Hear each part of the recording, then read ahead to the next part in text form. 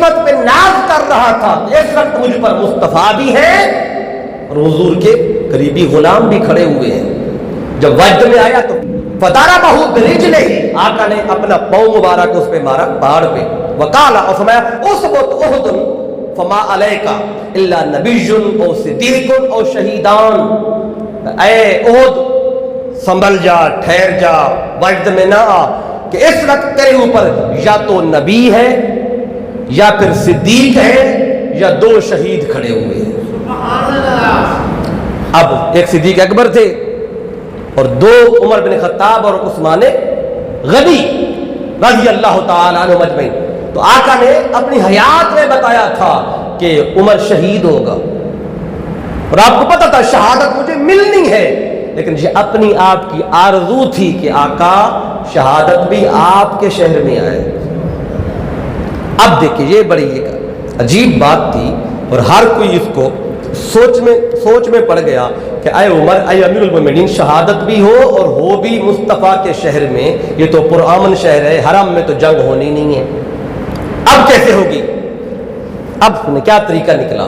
میرے آقا کے صحابی ہیں حضرت مغیرہ بن شعبہ رضی اللہ تعالیٰ عنہ، ان کا ایک غلام تھا، مجوسی تھا، مسلمان نہیں تھا، فارس کا رہنے والا۔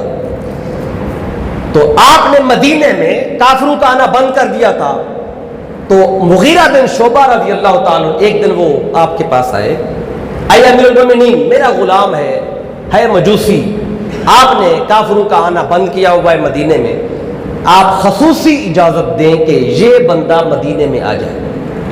کیوں ہے؟ کہنے لگا کہ یہ بندہ جو ہے بڑا فنکار بندہ ہے، مختلف ہنر یہ جانتا ہے، یہ کمہار بھی ہے، یہ لوہار بھی ہے، اور یہ نقاش بھی ہے، کسی کو دیکھ لے نقشہ بنا لیتا ہے، اور یہ لوہے سے آلات بھی بناتا ہے اور کمہار بھی ہے، یعنی کافی سارے ہنر جانتا ہے۔ اے امیر المومنین، اگر یہ مدینے میں آ جائے تو یہ مسلمانوں کو بہت سارے ہنر سکھا دے گا، تو جو بے روزگار ہے انہیں روزگار مل جائے گا، فائدہ ہو جائے گا۔ تو آپ نے انکار کر دیا، نہیں، کافر کو میں نے مدینے میں نہیں آنے دینا۔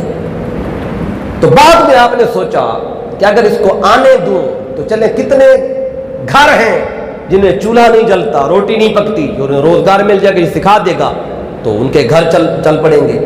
تو آپ نے فرمایا ٹھیک ہے، اس کو لے آؤ اجازت۔ اب یہ مجوسی تھا، یہ دیکھنے میں تو نظر آ رہا تھا کہ ایک فقط ہنر جانتا ہے، لیکن پیچھے اس کا تعلق ان طاقتوں کے ساتھ تھا جنہیں عمر بن خطاب نے اپنے پاؤں کے نیچے روندا تھا۔ تو یہ بڑا فنکار تھا، یہ ان کا پھر اعلیٰ کار تھا جو پیچھے بڑی طاقتیں تھیں۔ تو یہ کسی طریقے چاہتا تھا کہ میری رسائی ہو اور میں جا کے امیر المومنین کو قتل کروں۔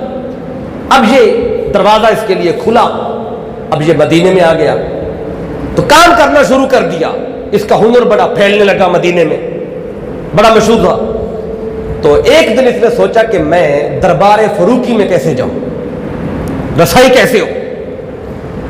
تو یہ طریقہ تھا اس وقت عرب کے اندر کہ جس کا کوئی غلام ہوتا اور وہ غلام کوئی ہنر کا کام کرتا تو اس میں سے مالک جو تھا وہ کچھ حصہ اپنے لیے لیتا تھا اس کی مزدوری میں سے۔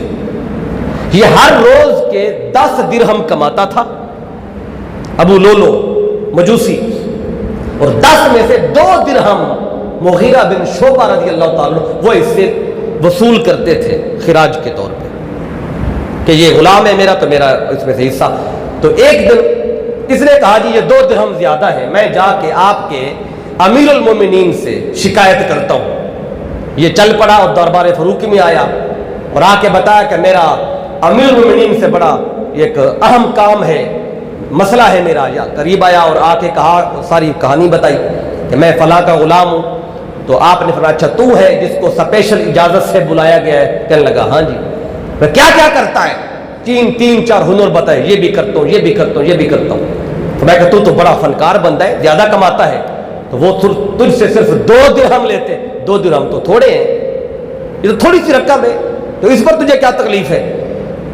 تو جب آگے یہ تھوڑی سی ہے تو اس پہ وہ غصہ کر گیا اور غصے میں کچھ کہتا ہوا وہاں سے چلا گیا. جب وہ چلا گیا تو پھر آپ نے سوچا کہ بڑا فنکار بندہ ہے, ہنر مند ہے, اگر میں اس کا یہ جو خراج ہے یہ کم کروا دوں, 2 درہم کی بجائے 1 کروا دوں, تو چلے یہ کام کرتا رہے گا, مسلمانوں کو اس سے فائدہ ہوتا رہے گا. تو آپ نے طریقہ کیا نکالا؟ آپ ایک دن بازار میں گئے تو یہ کام کر رہا تھا.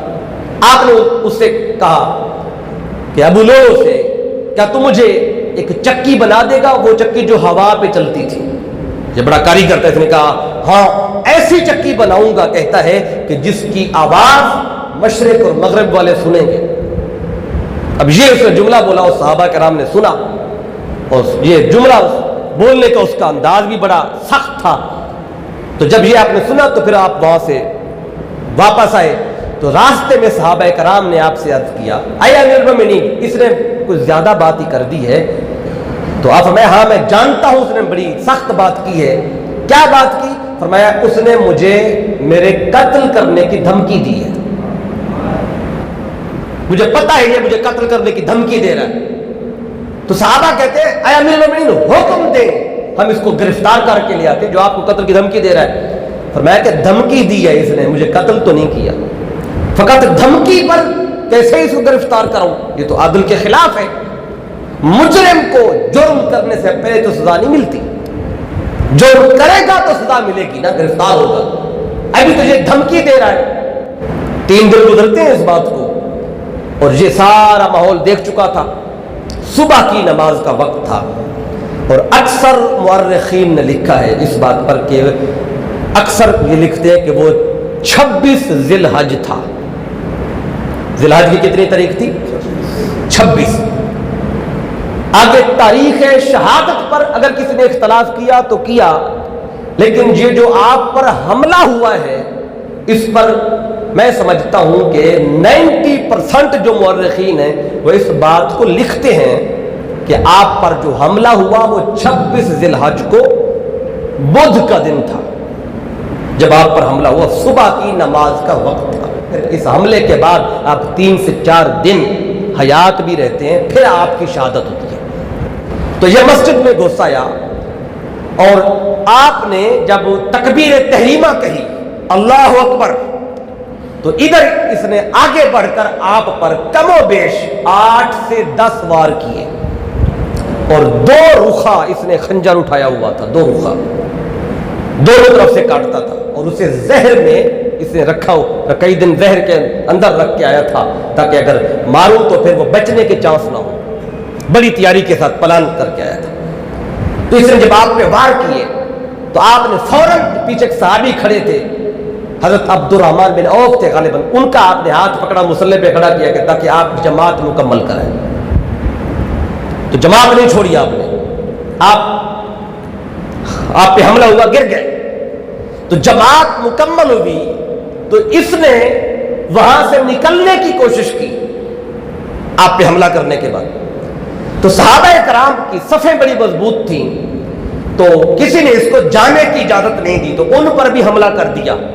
اس نے 13 صحابہ پر, تابعین پر پھر ادھر خنجر سے ان پہ بھی حملہ کیا باہر نکلنے کے لیے. اور 9 صحابہ حضرت عمر بن خطاب رضی اللہ تعالی ان کی شہادت سے بھی پہلے شہید ہوئے تھے اس موقع پہ, اور 4 صحابہ کرام انتہائی زخمی ہوئے. 9 کی شہادت ہوگی, 13 پہ اس نے ادھر حملہ کیا.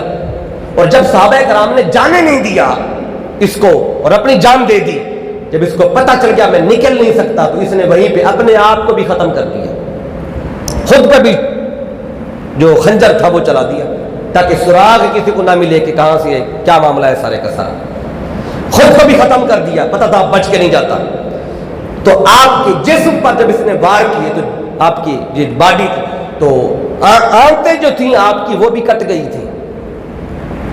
اور جب آپ نماز ختم ہوئی, مسجد کی دیوار کی طرف ٹیک لگا کے بیٹھے, تو آپ نے صحابہ کرام سے فرمایا کہ ذرا دیکھو جو مجھ پہ وار کرنے والا ہے, مجھ پہ وار کرنے والا وہ کہیں کلمہ گو تو نہیں ہے, کہیں میرا خون کلمہ گو کے ہاتھ سے تو نہیں ہو رہا. صحابہ کرام نے بتایا اے امیر المومنین, نہیں وہ کلمہ گو نہیں, وہ مجوسی ہے, فلاں ہے. آپ نے اللہ کا شکر ادا کیا, مولا تیرا شکر ہے تو نے میرا خون کسی کلمہ گو کے ہاتھ پہ نہیں لگنے دیا۔ اور وہ جو آپ کی شہادت کی دعا تھی اس طرح وہ مکمل ہوئی۔ تو اس واقعے کے بعد، یہ آپ پہ حملہ ہونے کے بعد پھر 3 دن کم و بیش 4 دن آپ حیات رہے، اور جو دوا آپ کھاتے تھے، حکیم آپ کو جو دوائی دیتا وہ آنتوں کے راستے سے نکل جاتی تھی، دوائی اثر نہیں کرتی تھی۔ پھر آپ نے وصیت جو تھی وہ دینا شروع کی، پتہ چل گیا کہ آخری وقت ہے، وصیتیں شروع کی۔ اپنے بیٹے حضرت عبداللہ ابن عمر کو بلایا کہ بیٹے جاؤ اور جا کے ام المؤمنین حضرت عائشہ صدیقہ سے جا کے میری طرف سے ایک درخواست پیش کرو کہ میں اپنی وفات کے بعد میں اپنے ان جو میرے پیش رو ہے، جو مجھ سے پہلے جا چکے ہیں، جن کے ساتھ میں رہا، میں ان کے پہلو میں، صدیق اکبر کے پہلو میں لیٹنا چاہتا ہوں، جاؤ جا کے اجازت لو۔ وہ کیا کہتی ہیں؟